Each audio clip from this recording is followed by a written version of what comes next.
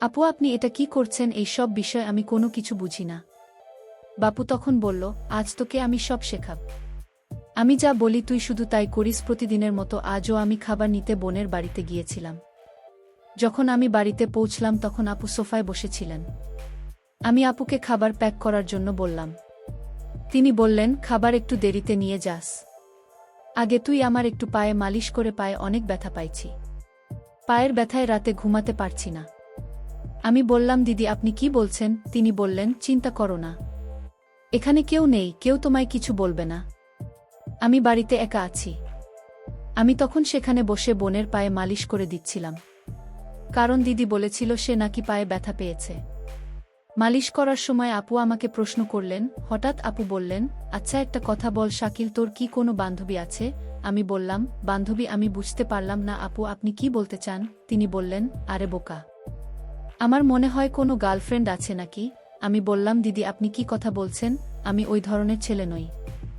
আর তাছাড়া গার্লফ্রেন্ডের ব্যাপারটা তো ধনী লোকেদের জন্য হয়। আপনি তো আমাদের বাড়ির পরিস্থিতি ভালোভাবে জানেন। তিনি বললেন, আচ্ছা এর মানে তুই এখনো কুমার?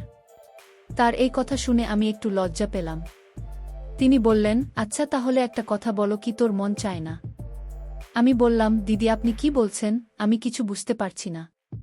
তিনি বললেন, আরে বোকা, এখন কি সব কিছু আমি খুলে বলবো? উত্তর, ভিতরে বিন্দুমাত্র বোঝার ক্ষমতা নেই। দেখতে একদম গোবর যুবক লাগলেও মাথা তো বাচ্চাদের মতো। চলো আজ আমি তোমায় শিখিয়ে দিচ্ছি। এটা বলার পর আপু আমাকে নিজের ঘরে নিয়ে গেলেন এবং দরজা বন্ধ করে দিলেন। তারপর তিনি যা কিছু শেখালেন তা আমার কল্পনার বাইরে ছিল। আমার নিজের আপু আমাকে এটা কি শিখালো? মূল ঘটনাটি শুরু করার আগে তোমাদের কাছে একটি রিকোয়েস্ট, তোমরা এই ভিডিওতে একটি লাইক করে আর চ্যানেলটি সাবস্ক্রাইব করে পাশে থাকবেন। ধন্যবাদ। আমার নাম শাকিল এবং আমার বয়স 17 বছর। আমি জহির দুলাভাইয়ের সাথে কাজ করি। আমার বয়স বেশি নয়, তবে পরিস্থিতি এবং অভাবের কারণে আমি একজন শক্তিশালী দেহের অধিকারী। জহির দুলাভাই আমার কোনো আত্মীয় নন, আমি শুধু তার কাছে কাজ করি। তিনি বয়সে আমার থেকে অনেক বড়, তাই আমি তাকে দুলাভাই বলি। এবং তার স্ত্রীকে আপু। প্রায় 3 বছর আগে আমি তাদের কাছে এসেছিলাম এবং সেই সময় আমি মাত্র 14 বছরের ছিলাম। তখন থেকে আজ পর্যন্ত আমি তাদের কাছে আছি এবং আমার পুরো সততা এবং পরিশ্রম দিয়ে তাদের কাছে কাজ করি। এই কারণে দুলাভাই আমার সাথে খুব সদয় আচরণ করেন এবং তিনি আমার উপর পুরো বিশ্বাস করেন। জহির তার পরিবার খুব বড় নয়। তাদের 2টি মেয়ে এবং একটি ছেলে আছে এবং স্ত্রী আছে। আপুর বয়স খুবই কম। দুলাভাইয়ের বয়স 50 বছরের কাছাকাছি এবং আপুর বয়স প্রায় 35 বছর। তাদের দুজনের বয়সে এত পার্থক্য কেন সে সম্পর্কে আমি বেশি জানি না। তাদের বড় মেয়ের বয়স 15 বছর এবং ছোট মেয়ের বয়স 12 বছর আর তাদের ছেলে বর্তমানে 9 বছর। তাদের ব্যবসা খুব ভালো চলছে। এই কারণেই তাদের বাড়িতে প্রয়োজনীয় সব কিছু ছিল। আমি তাদের বাড়িতে আসা যাওয়ার ক্ষেত্রে কোনো বাধা অনুভব করিনি এবং সবকিছু আমি দুলাভাই জহিরের মাধ্যমেই এনে দিতাম। আমাকে তারা পরিবারের সদস্যের মতোই মনে করতেন। আমি এখানে কাজ করা শুরু করার পর থেকে সবকিছু ঠিকঠাকই চলছিল এবং হয়তো এভাবেই চলতে থাকত। কিন্তু একদিন এমন কিছু ঘটল যে আমার জীবনে একটি নতুন মোড় নিয়ে, এমন যে আমি নিয়ম অনুযায়ী বাড়ির জিনিসপত্র নিয়ে দুলাভাই জহিরের বাড়িতে পৌঁছলাম। কয়েকবার দরজায় নক করলেও কেউ উত্তর দিল না এবং দরজা খোলার কোনো লক্ষণ দেখা গেল না। কিছুক্ষণ অপেক্ষার পর আমি গেটটিকে একটু ধাক্কা দিলাম। দেখি সেটা লক করা নেই। তারপরে আমি নিজে গেট খুলে ভিতরে চলে গেলাম এবং বিনা দ্বিধায় রান্নাঘরের দিকে জিনিস রাখার জন্য এগিয়ে গেলাম। আমি রান্নাঘরের কাছে পৌঁছানোর পর বাথরুম থেকে হালকা হালকা হাঁপানির মতো শব্দ শুনতে পেলাম। তখন আমি সেখানেই থেমে গেলাম। কিন্তু ওই মুহূর্তে আমি বুঝতে পারছিলাম না যে এই শব্দগুলো কিসের, কারণ সেগুলো কাদার মতো মনে হচ্ছিল না। সেগুলো এক ভিন্ন ধরনের শব্দ ছিল যা আমি বুঝতে পারছিলাম না। কিছুক্ষণ আমি দাঁড়িয়ে রইলাম, কিন্তু যখন শব্দগুলো বেশ জোরালো হতে লাগল তখন আমি আর স্থির থাকতে পারলাম না এবং বাথরুমের দিকে যেতে লাগলাম। আমি দরজার কাছে পৌঁছানোর আগেই শব্দটা বন্ধ হয়ে গেল। তাই আমি আবার রান্নাঘরের দিকে ফিরে আসলাম এবং জিনিস রাখতে লাগলাম।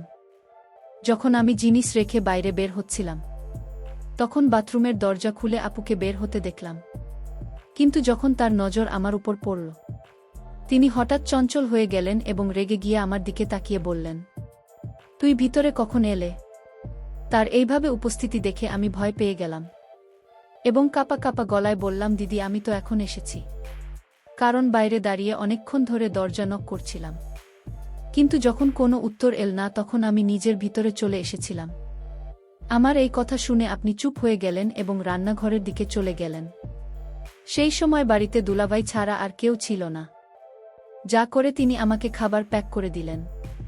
তারপর আমি খাবারের টিফিন নিয়ে সোজা দোকানের দিকে চলে গেলাম। দোকানে আসার পরেও আমার পুরো মন্দিরের দিকে ছিল যে আসলে দিদি বাথরুমে কি করছেন এবং তিনি কেন এমন আওয়াজ করছেন। পুরো দিন চিন্তা করার পরেও আমি বিষয়টি বুঝতে পারলাম না। তাই আমি সেই চিন্তা মাথা থেকে বের করে দিয়ে পুরো মন কাজের দিকে দিলাম। কিন্তু পরের দিন যখন আমি খাবার নিতে বোনের বাড়িতে গেলাম, তখন আমি তার মধ্যে অনেক পরিবর্তন অনুভব করলাম। অর্থাৎ যেভাবে তিনি আজ আমাকে দেখছিলেন, গত 3 বছরে তিনি আমাকে কখনো এমনভাবে দেখেননি যতক্ষণ আমি সেখানে দাঁড়িয়েছিলাম। প্রায় তার মন আমার দিকেই ছিল। তারপর কিছুক্ষণ পর তিনি খাবারের টিফিন প্যাক করেন, আমার হাতে ধরিয়ে দিলেন। জানি আমি দরজার দিকে চলে গেলাম যখন আমি বাড়ি থেকে বেরিয়ে আসতেই যাচ্ছিলাম। সেই সময় তিনি আমাকে পিছন থেকে ডাকলেন। তখন আমি ফিরে এসে তার কাছে গেলাম এবং বললাম যে আপু কি বলবেন। তিনি মিষ্টি হাসি দিয়ে আমার দিকে তাকালেন। তিনি আমার সাথে এক অদ্ভুত আচরণ করা শুরু করল। তার হঠাৎ এমন করার কারণে আমি একদম অবাক বিপর্যস্ত হয়ে পড়লাম। তারপর কিছু মুহূর্ত পর তিনি আলাদা হলেন এবং বললেন, শাকিল তুই এখন বড় হয়ে গেছিস এবং কত সুন্দর লাগছে তোরে। তবে এই কথা তো দুলাভাই বা অন্য কাউকে বলবে না।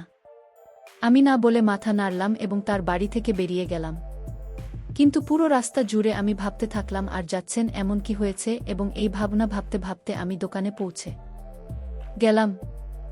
এখন আমার কাজে একদম মন ছিল না, কিন্তু এই বিষয়টি চিন্তা করে আমি নিজের ভিতরে এক অদ্ভুত অনুভূতি অনুভব করতে লাগলাম এবং ভিতরে ভিতরে হাসতে লাগলাম। পরের দিন রবিবার ছিল এবং দুলাভাই রবিবার দোকান বন্ধ রাখতেন। এই কারণে সারা দিন আমি বাড়িতেই ছিলাম।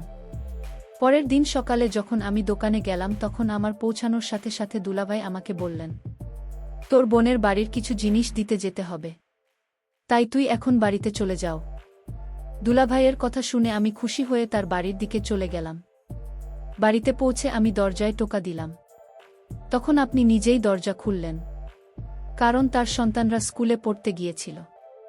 সেই সময় আপনি ঘরে একা ছিলেন। তারপর তিনি আমাকে দেখলেন এবং ভিতরে আসতে বললেন। আমি ভিতরে ঢুকতেই তিনি দরজা বন্ধ করে রুমে চলে গেলেন, কিন্তু আমি বারান্দাতে দাঁড়িয়ে রইলাম। তখন তিনি আমাকে ডাকলেন এবং বললেন, শাকিল তুই ওখানে কেন দাঁড়িয়ে আছিস? ভিতরের উমেশ। তার কথায় আমি রুমে ঢুকে পড়লাম।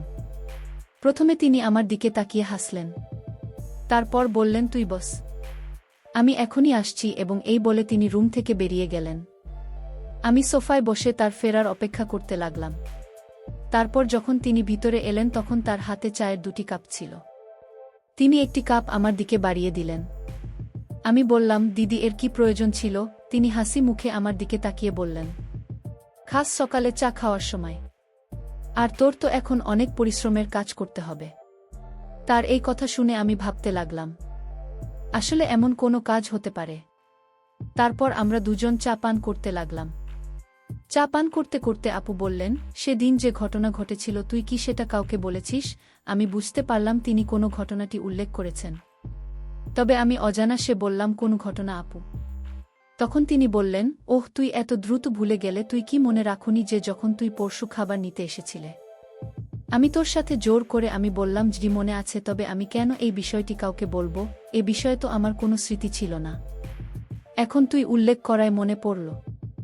আমার কথা শুনে তিনি উঠে আমার খুব কাছে বসে গেলেন। তারপর বললেন, দেখো এখন তুই এতটা বড় যে কোনো বিষয়টি লুকোনোর মতো এবং কোনটি নয়, কারণ যে কাজ আমি তোর কাছ থেকে নিতে চাই সেটা যেন কেউ জানতে না পারে।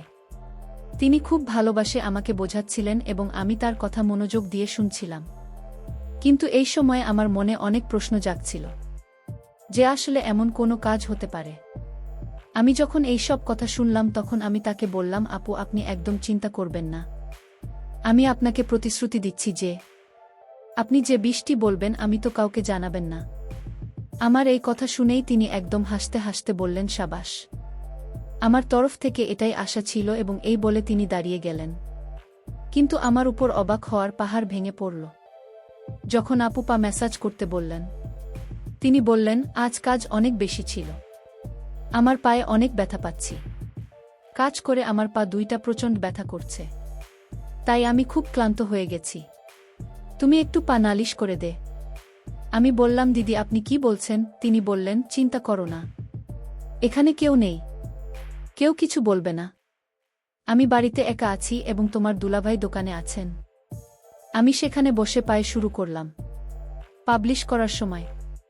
হঠাৎ আপু বললেন, আচ্ছা একটা কথা বল সাক্ষী, উত্তর কি কোনো বান্ধবী আছে?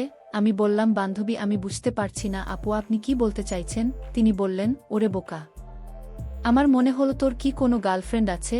আমি বললাম, দিদি আপনি কি বলছেন? আমি সেই ধরনের ছেলে না। এবং আসলে গার্লফ্রেন্ড ব্যাপারটা তো ধনী লোকেদের জন্য। আপনি তো আমাদের পরিবারের অবস্থা ভালো করেই জানেন। তিনি বললেন, আচ্ছা এর মানে তুই এখনো কুমার আছো? তার এই কথা শুনে আমি একটু লজ্জিত হলাম। তিনি বললেন, আচ্ছা তুই একটা কথা বল, তোর মন কি চায় না? আমি বললাম, দিদি আপনি কি বলছেন? আমি কিছু বুঝতে পারছি না। তিনি বললেন, ওরে বোকা, এখন আমি কি সব কিছু খুলে বলবো? জুতোর মধ্যে একদমই বোধ নেই, দেখতে একদম গোবর যুবক মনে হচ্ছে, আর মাথা তো বাচ্চাদের মতো। আজ আমি তোকে শেখাচ্ছি। তার এই কথা শুনে আমি একটু আতঙ্কিত হয়ে পড়লাম। আমি বললাম, দিদি আমার দেরি হচ্ছে, আমি দোকানে যাচ্ছি। তিনি বললেন, এখনই তো এসেছিস, এত দ্রুত কি হলো? একটু দাঁড়াও। এই বলে তিনি আমাকে থামিয়ে দিলেন। তারপর তিনি বললেন, তুই জানিস তোর দুলাভাই কতটা বুড়ো হয়ে গেছে? তার এবং আমার বয়সের কতটা পার্থক্য আছে? আমি যদি গরিব ঘরের জন্মাতাম না, তাহলে বুড়োর সঙ্গে আমার বিয়ে হতো না। এই বলে তিনি বললেন, আরও একটু পা ব্যথা করছে। কিন্তু আমি বুঝতে পারছিলাম দিদি এটা অভিনয় করছে, আসলে তার পায়ে কোনো ব্যথা নাই। আমি একটু ইতস্তত করতে লাগলাম। তিনি বললেন, লজ্জা পেও না, এরকম দৃশ্য আমি আগে কখনো দেখিনি, তাই আমি খুব নার্ভাস ছিলাম। তিনি মাঝে মাঝে কথা বলতে বলতে লাগলেন, তুই আমার দুঃখ কষ্ট কিছুই বুঝিস না। আমি তোর আপন বোন না হলেও তোকে তো আমার নিজের ভাইয়ের মতোই স্নেহ করি। তারপর বললেন, তোর দুলাভাই তো আমাকে করতে পারে না, দোকান থেকে এসে ঘুমিয়ে পড়েন। আমি কোথায় যাবে এখন তুই বল, আমি কি করব? আমি তার কথা শুনছিলাম, কিন্তু কিছুই বুঝতে পারছিলাম না। হঠাৎ সে আমাকে কাছে বসান। তারপর নানারকম কথা বলতে লাগল। কিছু কথা আমি বুঝতে পারছিলাম, আর কিছু কথা পারছিলাম। তার এই ধরনের কথাবার্তায় আমি ভেতরে খুব অস্বস্তি বোধ করতে লাগলাম। আমি নিজেকে নিয়ন্ত্রণ করতে পারছিলাম না। শেষে আমি কি করব? ধীরে ধীরে সে তার উদ্দেশ্য সফল হয়ে গেল এবং আমি কিছুই করতে পারলাম না। আমার এই আচরণে কিন্তু আপু খুব খুশি ছিলেন। তিনি বললেন, অনেকদিন পর আজ আমার মন শান্তি পেয়েছে। শাকিল, তোর ভাল লাগছে তাই না? আমি উত্তর দিলাম, দিদির কাছে গেলে ভাইদের ভালো লাগবে, এটাই স্বাভাবিক। তবে এমন যে আমার সাথে হতে পারে সেটা তুমি আমায় শিখালে। তোমাকে ধন্যবাদ দিদি, তুমি আমায় এমন একটা সুন্দর কাজ শেখানোর জন্য। এই কাজ যে করবে সে আর কোনোদিন সেই কাজের কথা বলতে পারবে না। বন্ধুরা, আজকের গল্পটি কেমন লাগলো তা অবশ্যই কমেন্ট করে জানাতে ভুলবেন না।